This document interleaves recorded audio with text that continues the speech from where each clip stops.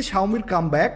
এই প্রথম রেডমি নিয়ে আসছে তাদের টার্বো সিরিজ, এইটা রেডমি টার্বো 5। এই ফোনটা গ্লোবাল মার্কেটে লঞ্চ করে অ্যারাউন্ড 35,000 রুপির আশেপাশে, যেটাকে বর্তমানে হাই প্রাইস রেঞ্জের বাজারে সেরা একটা অলরাউন্ডার ফোন বলতে পারেন। আর আপনারা যারা 45 থেকে 50,000 টাকার মধ্যে একটা ফোন নেবেন বলে ভাবছেন, তাহলে এই ফোনটা রেডমি টার্বো 5 আপনাদের জন্য একটা সেরা ডিল হতে পারে। বিকজ এই ফোনটার ক্যামেরা ডিসপ্লে পারফরমেন্স প্রত্যেকটা জিনিসই 70 থেকে 80,000 টাকা বাজেটের একটা ফ্ল্যাগশিপ ফোনের অনেক ক্লোজ। তো চলুন কথা বলা যাক রেডমি টার্বো 5 স্মার্টফোনটিকে নিয়ে। তবে তার আগে আমাদের ভিডিওটি ভালো লাগলে অবশ্যই একটি লাইক ও আমাদের চ্যানেলের নিয়মিত আপডেট পেতে চ্যানেলটি সাবস্ক্রাইব করে সাথেই থাকুন।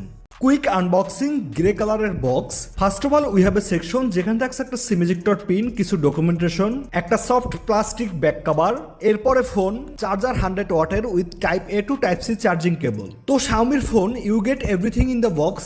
এবার যদি আমরা রেডমি টার্বো 5 স্মার্টফোনটার দিকে আসি, একদম পারফেক্ট সাইজের একটা ফোন।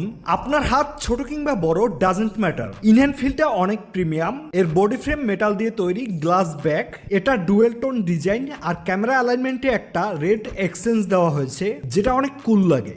বাট ইন্টারেস্টিং হলো এখানে থাকছে 7540 mAh এর অনেক বড় ব্যাটারি। তারপরও দেখুন এই ফোনটা কতটা পাতলা ও লাইট ওয়েট। এর থিকনেস 8.1 মিলিমিটার, ওজনের দিক থেকে 204 গ্রাম। প্রোটেকশনের জন্য থাকছে IP66, 68, 69K water and dust rating, যেটা এই ফোনটাকে 1.5 মিটার পানির মধ্যেও 30 মিনিটের মতন সুরক্ষিত রাখবে without any damage. Ports and বাটনে থাকছে নিচের দিকে SIM card tray, primary microphone, USB type C port, speaker grill, right সাইডে পাওয়ার অন অফ বাটন ও volume rocker, left side all clean. উপরের দিকে থাকছে আইআর ব্লাস্টার ও নয়েজ ক্যান্সেলেশন মাইক। ফ্রন্ট সাইডে আসলে ডিসপ্লে প্রোটেকশন করছে কর্নিং গোরিলা গ্লাস 7i। ডিসপ্লেটা দেখতে একদম প্রিমিয়াম ফ্ল্যাগশিপ লেভেলের। চিন বেজেলস একদম নেই বললেই চলে। এর স্ক্রিন টু বডি রেশিও 89.4%। এছাড়া এটা 6.59 ইঞ্চি 1.5K অ্যামোলেড প্যানেল। এর রিফ্রেশ রেট 120 হার্টজ, যেটা 60 টু 120 হার্টজ পর্যন্ত আপ অ্যান্ড ডাউন করে। একদম সুপার স্মুথ একটা ডিসপ্লে। এর বাইরে এখানে হাইয়েস্ট পিডব্লিউএম ডেমিং দেওয়া হয়েছে 3840 হার্টজের। তো লো লাইটে ভিজিবিলিটি অনেক বেটার হবে। এর ডিসপ্লে ব্রাইটনেস 3500 নিটস পিক, যেটা আউটডোর বা ডিরেকশন লাইটে বেশ ভালো একটা ব্রাইটনেস প্রদান করে। এছাড়া ইউটিউব সহ নেটফ্লিক্সে এইচডিআর কন্টেন্ট ইজিলি প্লে করা যায়। অনেক কালারফুল একটা display.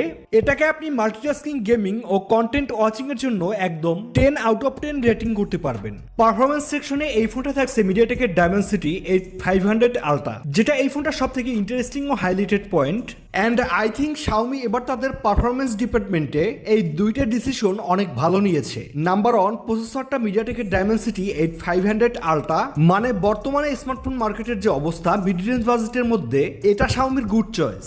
Or number 2, UFS 4.1 storage, মানে স্টোরেজেও কোনো রকম কম্প্রোমাইজ করে নাই। এটা আমাদের জন্য একটা বড় আপডেট। এই চিপটার অন্তত বেঞ্চমার্ক স্কোর ছিল প্রায় 2 মিলিয়নের উপরে। ফ্রি ফায়ার সহ যে কোনো গেমসই এভারেজ 120 FPS এ প্লে করা যায়। তো গেমার্সদের জন্য এই ফোনটা একটা বেস্ট চয়েস হতে পারে। অনেক স্মুথ গেমিং, কোনো ফ্রেম ড্রপ নেই।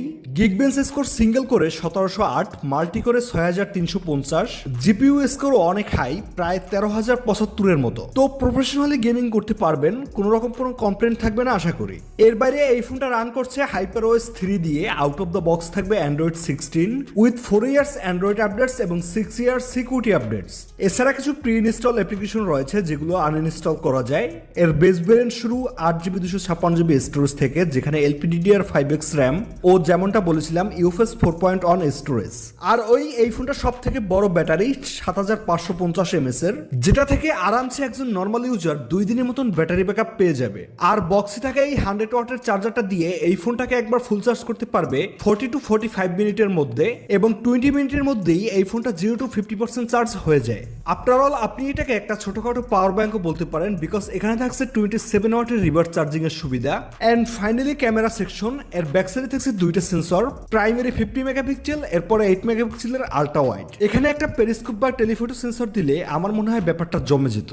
বাট মিড রেঞ্জ বাজেটের একটা ফোন সব জায়গাতে বেস্ট করা কখনোই সম্ভব না। ও হ্যাঁ, প্রাইসটাই তো বলা হয় নাই। এই ফোনটা গ্লোবাল মার্কেটে যে বেস্ট ভেরিয়েন্টই রয়েছে 8GB 256GB স্টোরেজ, সেটা 35,999 রুপিতে লঞ্চ করে। বাংলাদেশি টাকায় অ্যারাউন্ড 47 থেকে 48,000 টাকার মতন হয়। তো প্রাইসিং এর হিসেবে ক্যামেরার ব্যাপারটা আমাদের মেনে নিতেই হবে। তবে এর পিকচার কোয়ালিটি যে একেবারেই খারাপ তেমনটা কিন্তু না। এইচডিআরটা খুব সুন্দরভাবে ম্যানেজ করে। পোর্ট্রেটে এইচডি ডিরেকশন মোটামুটি ভালোই বলা যায়, স্ক্রিন টোন ন্যাচারাল। তবে পিকচারগুলো দেখলে আপনার পছন্দ হবে আশা করি। একদম সোশ্যাল মিডিয়া রেডি টাইপ ছবি প্রোভাইড করছে।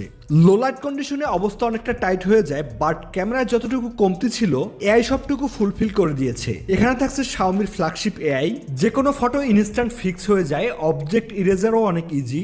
এর বাইরে সেলফিতে থাকছে 20 মেগাপিক্সেলের শুটার, যার পিকচার কোয়ালিটি মোটামুটি ভালোই বলা যায়। ভিডিও রেকর্ড করা যাবে ব্যাক সাইড থেকে 4K 60 fps and front side থেকে 1080p 30 fps পর্যন্ত। Video quality is quite good, যেমনটা আপনারা দেখছেন। এর বাইরে অনেক ক্যামেরা ফিচার্স ও এআই ফিচার্স রয়েছে, যেটা প্রত্যেকটা ফোনের মতনই কমন। বলে আর ভিডিও বাড়াতে চাচ্ছি না।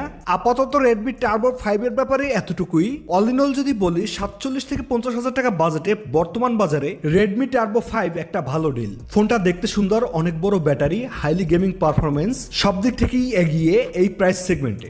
আর এই সব যদি আপনার ম্যাটার করে তো ডেফিনেটলি এই ফোনটা আপনার নেওয়া উচিত।